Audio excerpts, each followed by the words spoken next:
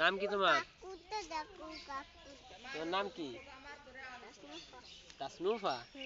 ওর নাম কি? আব্দুল্লাহ। তোমার কি হয় আব্দুল্লাহ? ভাইয়া হয়। এটা কি কার মোবাইল এটা?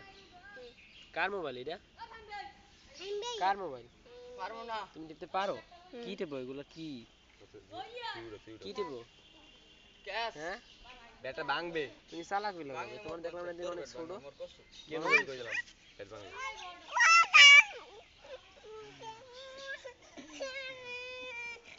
ওই তোর ছবি তোলে।